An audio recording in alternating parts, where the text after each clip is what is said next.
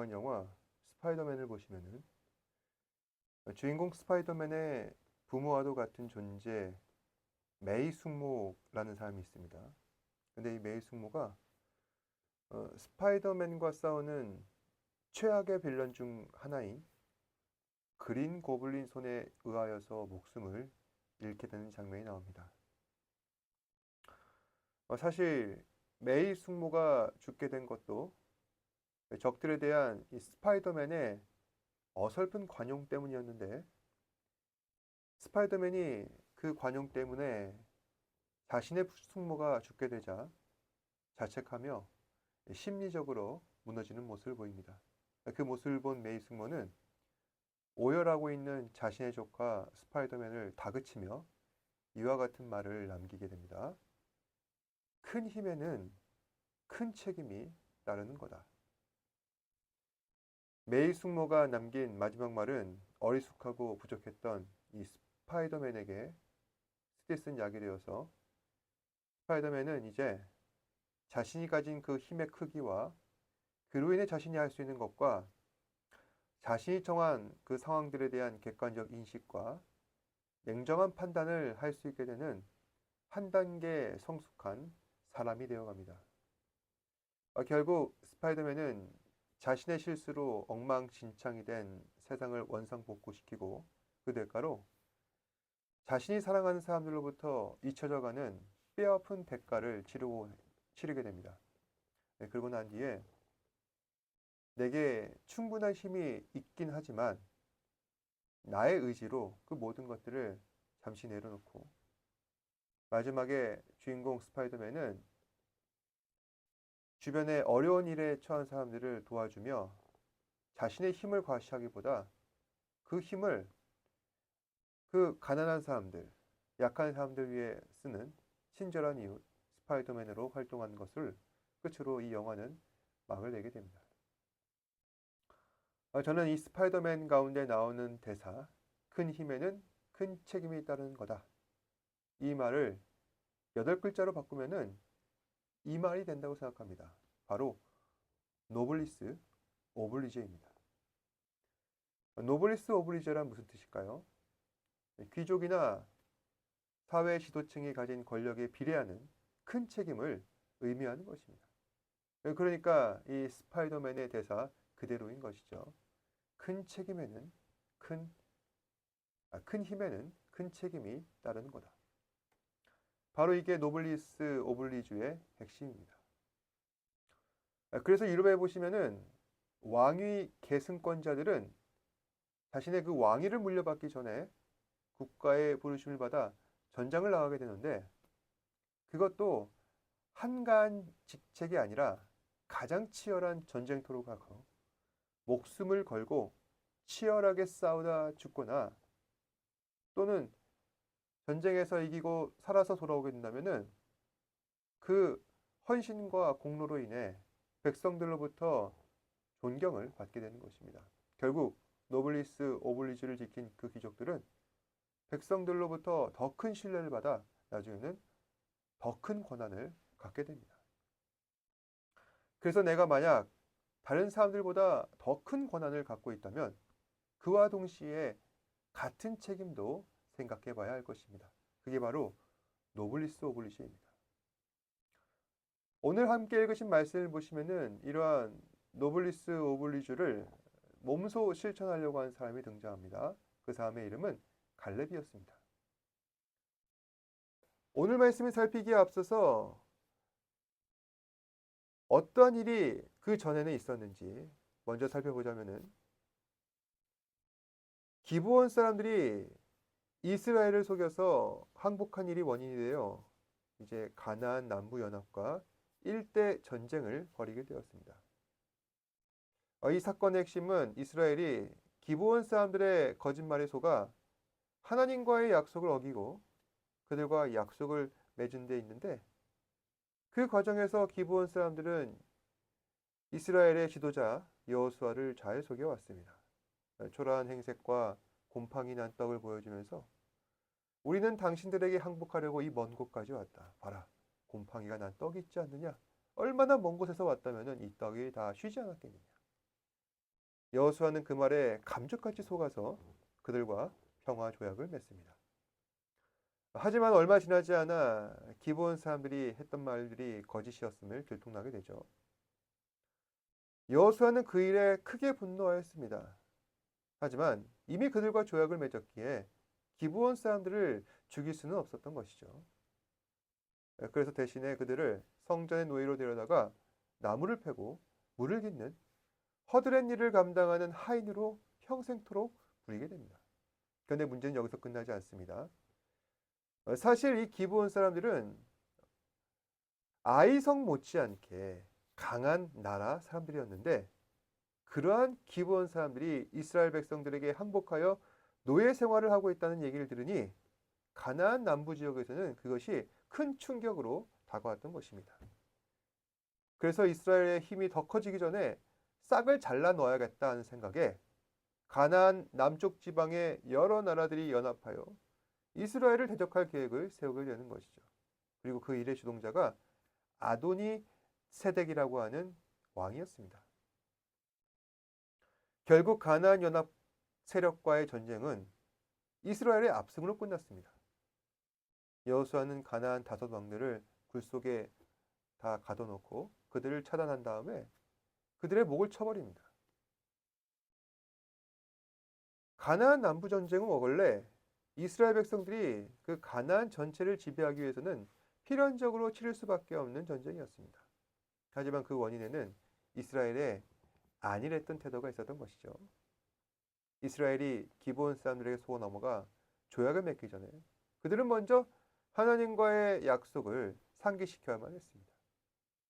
하나님께서는 이스라엘과 이러한 언약을 맺으셨죠. 내가 너로 인하여서 가나안의 모든 민족과 모든 나라와 모든 땅을 줄 것이니 대신에 그 땅을 정화시켜라. 가나안 땅에는 모든 나라를 멸절시켜라. 왜냐하면 가나안이 타락했고 부정했기 때문에 전멸시켜야 한다는 하나님의 명령이 있었던 것입니다. 그럼에도 불구하고 이스라엘은 그 명령을 어겨서 기브온과 조약을 맺었던 것이죠. 결국 하나님과의 약속이 우선인가? 사람과의 약속이 우선인가? 그 우선순위에 대한 잘못된 생각 때문에 이스라엘은 이 전쟁에서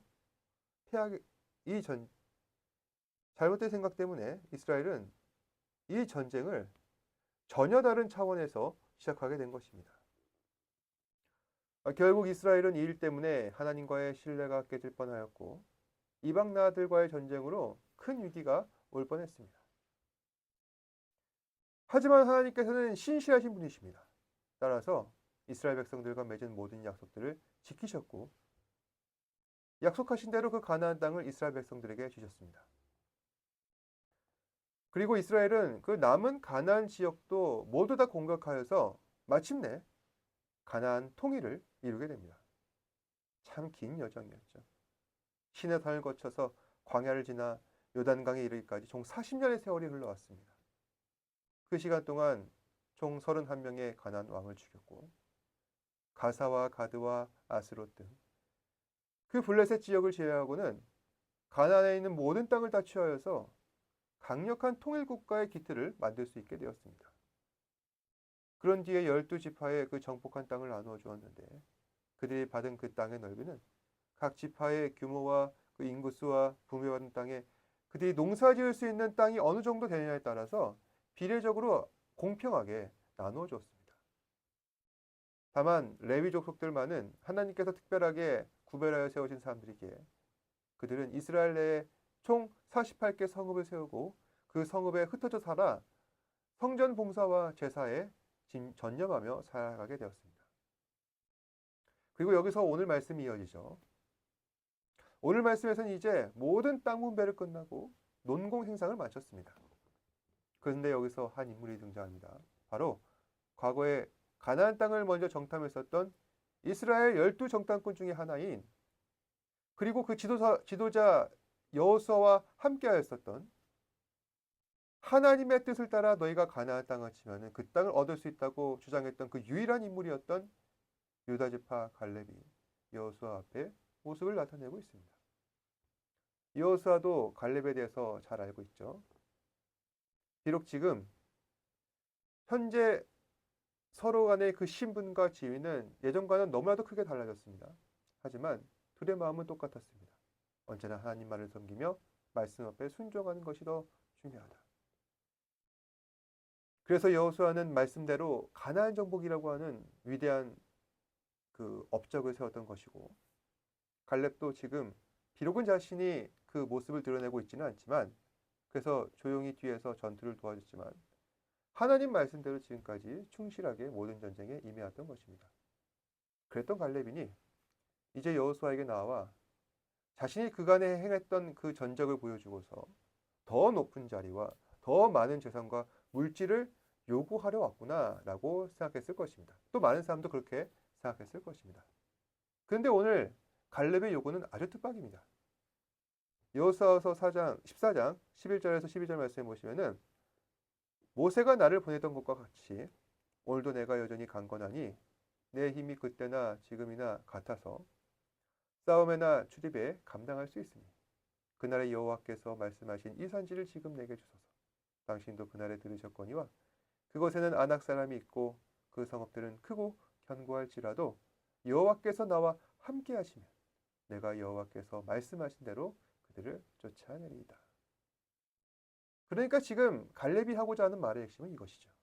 당시 치열한 격경지로 남아있었던 헤브론이라고 하는 땅이 있는데 그 성읍은 굉장히 견고하고 그리고 그곳 사람들은 그 강하다고 하는 아낙 사람들이다. 이스라엘로는 골머리를 앓는 곳이었습니다. 그런데 이곳을 여호수아의 절친 갈렙이 자청하여서 지원을 하게 된 곳입니다. 갈렙이라면 얼마든지 편한 곳에서 편한 자리에 차지하며 편한 여생을 보낼 수도 있었습니다. 그런데 그 모든 권리를 포기하고 험지로 가서 싸우려는 것입니다. 여호수아 입장에서 정치적으로도 보았을 때 이거는 굉장히 부담을 줄여주는 일이죠. 여호수아라면 얼마든지 갈렙에게 편의를 제공할 수 있는 힘이 있었습니다. 그런데 그것을 갈렙이 스스로 사용함으로써 여호수아는 자기랑 가장 가까운 사람에게조차 평등하게 대하는 공명정대한 사람이다. 명분을 주게 된 것입니다. 근데 갈렙이 이러한 결정을 낸 데는 그런 것이 아니라 다른 데 있었다는 것입니다. 여호수아서 14장 12절 말씀 다시 읽어보면요.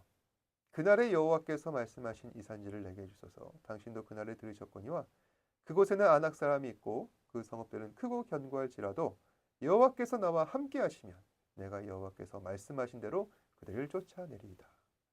이 말씀에서 중요한 것이 바로 이 대목입니다.